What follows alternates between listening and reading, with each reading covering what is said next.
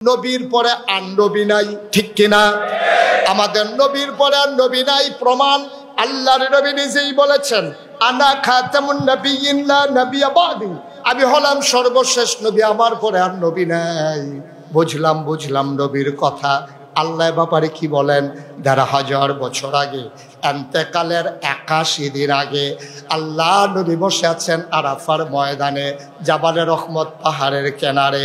পরন্ত বিকেল, সূর্য ডুবু প্রায়, সূর্যের সোনালি রোদটুকুন বাঁকা হয়ে জমিনে পড়তেছে। আমার নবী বসে আছেন উটের পিঠে, গোধূলি লগ্ন, সূর্যের সোনালি রোদ আমার নবীর চেহারা মুবারকে যখন পড়েছে, সৌন্দর্য কমেছে না বেড়েছে? আমার নবী অসুন্দর না সুন্দর? কথা কয় না, অসুন্দর না সুন্দর? আমার নবী ছিলেন মধ্যম আকৃতির, তার চুলগুলো ছিল কুকরানো। তিনি কখনো বা যখন চুলের ভিতরে তৈল দিয়ে আছড়াতেন, অবাক বিস্ময়ে সাহাবারা তাকিয়ে দেখতেন। চুল তো নয়, মনে হয় যেন চুলের মাঝে মৃদুমন্দ ঢেউ দেখা যায়। আমার নবীর চুলগুলো ছিল ঢেউ খেলানো, আমার নবীর কপালটা ছিল চওড়া, আমার নবীর ভ্রুগুলো ছিল ধনুকের মতো বাঁকা, আমাদের ভ্রু মাঝে ফাঁকা। আল্লাহর নবীর এই ভ্রুগুলো ছিল একসাথে জোড়া লাগানো। নবীর চোখের পাতাগুলো ছিল গোলাপি রঙের, এক একটা গোলাপি রঙের গোলাপ ফুলের পাপড়ির মতো। সুবহানাল্লাহ কয় না? নবীর চোখের পাতাগুলো ছিল ফুটন্ত গোলাপের এক একটা গোলাপি পাতার মতো। কখনো বা যখন নবী চোখের পলক ফেলতেন, মনে হইতো মৃদুমন্দ বাতাসে যেন গোলাপ পাপড়ি দোল খাইতেছে। নবীর চোখের সাদা অংশ ছিল রক্তিমাভ সাদা, কালো অংশ ছিল নবীর কৃষ্ণ কালো। নবীর ঠোঁটগুলা ছিল গোলাপি রঙের, নবীর নাকটা ছিল খাড়া, নাকের ছিদ্রগুলো ছিল ছোট ছোট। আল্লাহর নবীর ঠোঁটগুলো ছিল গোলাপি রঙের। কখনো বা যখন মুচকে হাসতেন, তার দাঁত যখন বের হয়ে যেত, মনে হইতো গোটা পৃথিবীতে যেন বিজলি চমকাইছে। আল্লাহর নবী কখনো বা যখন রাস্তা দিয়ে হেঁটে যেতেন, মানুষগুলো অবাক বিস্ময়ে তাকিয়ে দেখত। মাসখানেক পরে মানুষ আবার যখন রাস্তায় আসতো, এসে ওই এলাকার মানুষকে জিজ্ঞেস করতো, ভাই এই এলাকা দিয়া নবী হেঁটে গেছে নাকি? কয় ১ মাস আগে হেঁটে গেছে, তুমি বুঝলা কেমনে?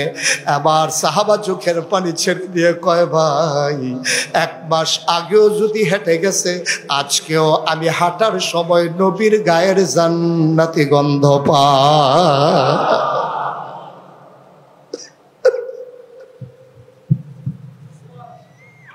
১,৫০০ বছর আগে আল্লাহর নবীকে আল্লাহ ডেকে কয়, শোনো শোনো শোনো, আল ইয়াউমা আকমালতু লাকুম দীনাকুম ওয়া আতমামতু আলাইকুম নি'মাতি ওয়া রাদিতু লাকুমুল ইসলাম দীনা।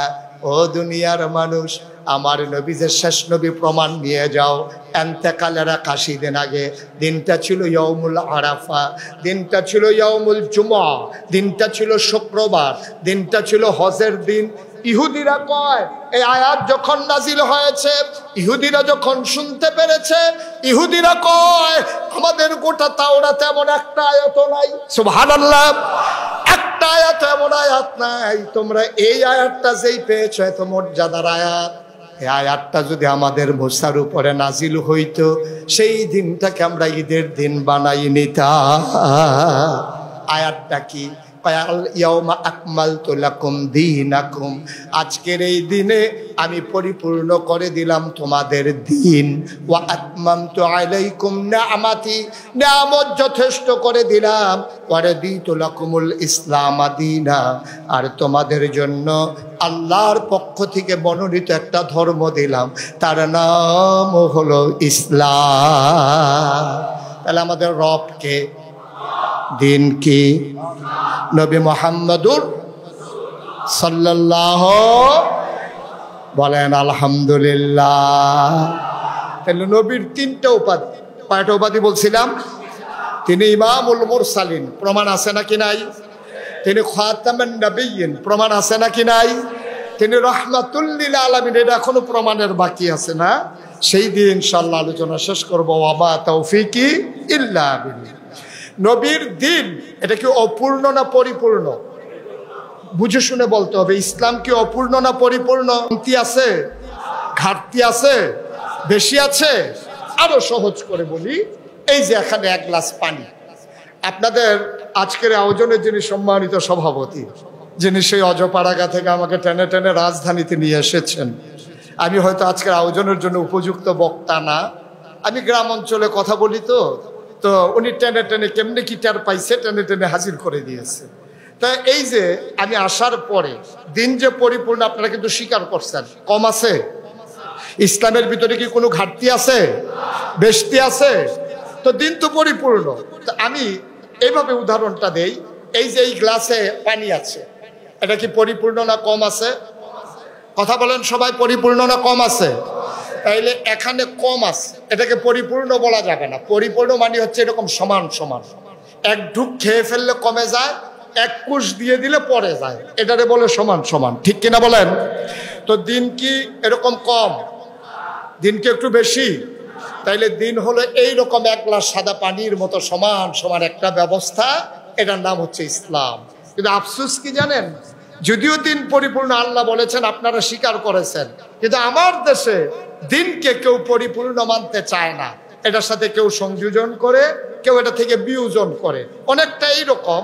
আমি যখন আসলাম, আমি আমদাদ স্যারকে বললাম, আপিল বিভাগের সম্মানিত বিচারপতি, আমি ওনাকে বললাম, স্যার আমি তো লম্বা সফর করে এসেছি, এক গ্লাস পানি দেন দেখি। তো উনি যখন পানি দিতে গেছে, ওনার যারা স্টাফ ওনারা বলতেছে, স্যার পানি দেন কার জন্য? কই যে মুশতাক ফয়েজি নাগাইশের পীর সাহেব কুমিল্লার এসেছে, তো উনি পানি চেয়েছে, এই জন্য পানি দিয়েছি। তো ওরা বলতেছে, স্যার উনি এত বড় কুমিল্লা থেকে এসেছে, আপনি পানি দিচ্ছেন, একটা কাজ করেন, আমাদের এখানে ট্যাং আছে, একটু ট্যাং দেন। তো উনি দিছে ট্যাং, আরেকজন আইনা দিছে চিনি, আরেকজন আইনা দিছে লাড়া। ঢাকাতে এটারে কি কয় এখন? একটু খেয়াল করে শুনতে হবে, একটু একটু ঢাকাতে এটারে কি কয়? আমার কথা কয় না দেখি। ট্যাং, চিনি এইসব দিলে এই সাদা পানিরে কি কয়? তা আমি আমদাদ ভাইয়ের কাছে কি এই পানি চাইছিলাম না শরবত চাইছিলাম? উনি আইনা দিছে আমারে কি? আমি তো পানি চাইছিলাম, উনি আইনা দিছে আমারে শরবত। ১৫০০ বছর আগে এক গ্লাস সাদা পানির মতো ইসলামটাকে আমার দেশে কেউ ট্যাং মিশাইছে, কেউ সিবিটা মিশাইছে, কেউ রুহ হাফজা দিছে, কেউ ইসুপগুলের ভুসি দিছে, কেউ তুকমার দানা দিছে, কেউ চিনি দিছে। আর লাড়া দেওয়ার জন্য তো বাংলাদেশের মানুষ এক পায়ে খাড়া, ঠিক কিনা কর? সুতরাং আমি চাইছি পানি, উনি দিছে শরবত। ১৫০০ বছর আগে স্বচ্ছ স্ফটিকের মতো এক গ্লাস পানির নাম যদি ইসলাম হয়, আমার দেশের মানুষগুলো ইসলামের নাম নিয়া কেউ এই ইসলামের সাথে গান লাগাইছে, হারমোনি লাগাইছে, তবলা লাগাইছে, মজ্জা চায় তাই করেছে। আমি বলেছি, ইসলাম যদি মানতে চাও, ১৫০০ বছর আগের ইসলাম তোমাকে মানতে হবে। তোমার মন মতো ইসলাম হবে না, ইসলামের মন মতো তোমাকে হতে হবে, ঠিক কিনা বলো? সুতরাং কারো মন মতো ইসলাম হবে না, মানতে চাইলে ইসলামের মতো আপনাকে হতে হবে, ঠিক কিনা বলেন? আমরা তো যার যার সুবিধা মতো ইসলামকে ব্যবহার করতে চাই। আমরা তো বুখারী শরীফে লাকুম দিনুকুম আছে, এটাও বলে ফেলি। কোরআন শরীফের আয়াতকে নিয়ে বুখারী শরীফে ঢুকাই দেয়, নাউজুবিল্লাহ বলবেন না? আমরা সব বুঝি, কিন্তু আমরা ইসলাম বুঝি না। আমরা সব বুঝি, আল্লাহর দ্বীন বুঝি না। এটা হচ্ছে আমাদের জন্য দুর্ভাগ্য, ঠিক কিনা বলেন?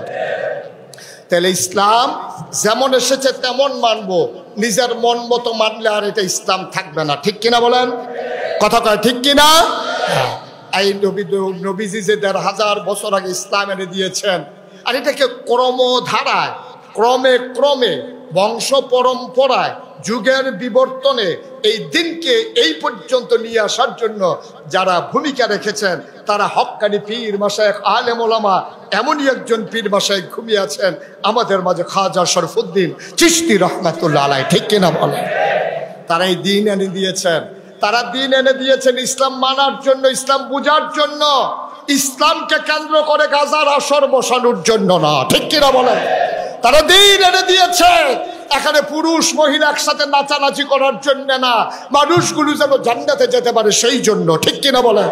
কিন্তু আফসোস হচ্ছে আজকে গোটা বাংলাদেশ জুড়ে যারা এই দিনের প্রচার প্রসারক ছিল, যারা দিনের ধারক বাহক ছিল, তাদের মাজারকে কেন্দ্র করে আজকে গাজার আসর বসে, পুরুষ মহিলার নাচানাচি হয়। ওই সারা বাংলাদেশ থেকে চুটে জল লাগা মানুষগুলো, চুলের ভিতরে জট লাগা মানুষগুলো, নামাজ নাই, রোজা নাই, আবাদত নাই, বন্দিগি নাই, এই মানুষগুলো আইসা এই বাজারগুলোকে কেন্দ্র করে ওই অসৎ কাজকর্ম, অসামাজিক কাজকর্ম, দিন বিরোধী কাজকর্ম তারা করতে চায়। ঠিক কিনা বলে? এটার জন্য তাদের আত্মা কষ্ট পায়, এটার জন্য তাদের রূহ কষ্ট পায়। আমরা আসলাম ওনাদের দোয়া নেওয়ার জন্য, আইসা এমন কাজ করলাম ওনারা কষ্ট পায়, তাহলে এতে কি লাভ হবে না লস হবে? এটা আমাদের মনে রাখা লাগবে ইনশাআল্লাহ। আল্লাহ যেন কবুল করে, সবাই পড়ি আমিন। সময় খুব কম, এত কম সময়ের ভিতরে অনেকগুলো কথা বলা এটা স্বাভাবিকভাবেই কঠিন। সহজ করে বলতে আমায় বলো যে সহজ বলা যায় না এত সহজে, সহজ বলা অনেক কঠিন। এজন্য আমি শেষের দিকে চলে যাই ইনশাআল্লাহ। আল্লাহ যেন কবুল করে, সবাই পড়ি আমিন।